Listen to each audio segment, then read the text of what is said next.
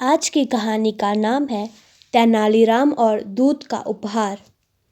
एक बार विजयनगर राज्य के महाराज कृष्णदेव राय के दरबार में उनके मित्र पड़ोसी राज्य के राजा का दूत संदेश लेकर आया।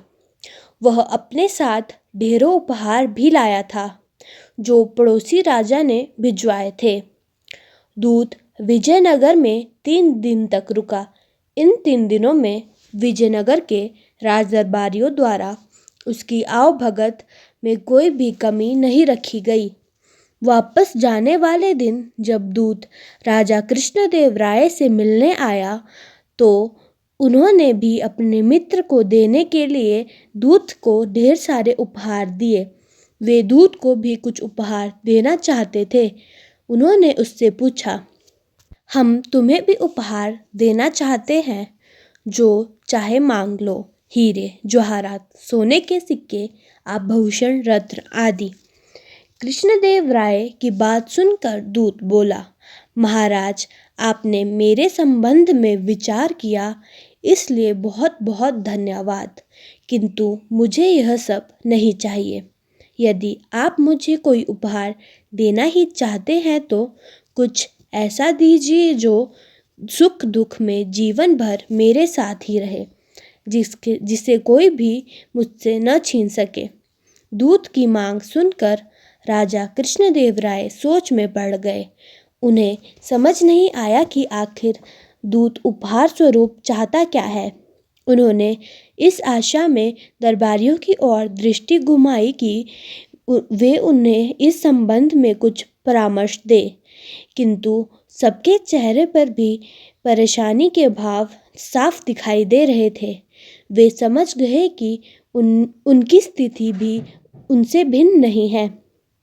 ऐसे अवसर पर तेनालीराम की बुद्धिमानी ही कारगर सिद्ध होती है। ये सोचकर उन्होंने तेनालीराम से कहा, तेनालीराम, हमारी आज्ञा है कि दूत की मांग पूरी की जाए। वह उपहार तुम इन्हें हमारी ओर से दो। अवश्य महाराज। जब आज दोपहर दूत यहाँ से अपने देश के लिए प्रस्थान करेंगे तो वह उपहार उनके साथ होगा, तेनालीराम ने उत्तर दिया। दूत के विदा लेने का समय आया। उसके रथ में राजा के लिए दिए गए सारे उपहार रखवा दिए गए। विदा लेने की घड़ी में दूत महाराज कृष्णदेव राय से बोला, अच्छा महाराज, मुझे आज्ञा दीजिए। आपके आतिथ्य के लिए बहुत बहुत धन्यवाद, किंतु इस बात का मुझे खेद है कि आप मुझे मेरा उपहार न दे पाए।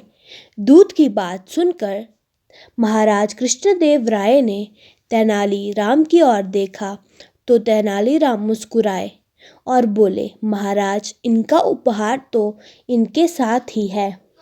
राजा कृष्णदेव राय, दूत सहित वहां खड़े सभी दरबारी आश्चर्य में पड़ गए। तो तेनालीराम दूत से बोले, महाशय, आप जरा अपने पीछे पलट कर तो देखिए, आपका पुरस्कार आपके साथ ही है। दूत ने पीछे पलट कर देखा तो उसे कुछ भी दिखाई नहीं पड़ा। वह बोला, मुझे तो कुछ भी उपहार दिखाई नहीं दे रहा। मेरा उपहार यहाँ नहीं है, वह कहाँ पे है? इस पर तेनालीराम बोले, महाशय, ध्यान से देखिए, आपका उपहार तो आपके पीछे ही है। वह और कुछ नहीं बल्कि आपका साया है, जो सुख दुख में जीवन भर आपके साथ ही रहेगा और उसे कोई भी आपसे छीन नहीं पाएगा।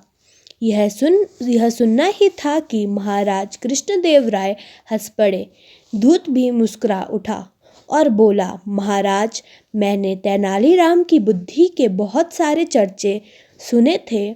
मैं वही आजमाना चाहता था कि वाकई में तेनालीराम की चतुराई प्रशंसा योग्य है या नहीं।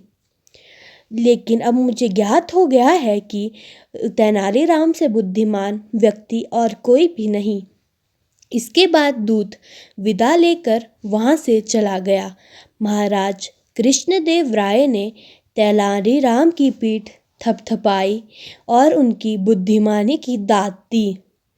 धन्यवाद। ऐसी ही और मज़ेदार रोचक कहानियों के लिए सब्सक्राइब करें हमारा चैनल किस्से कहानियाँ।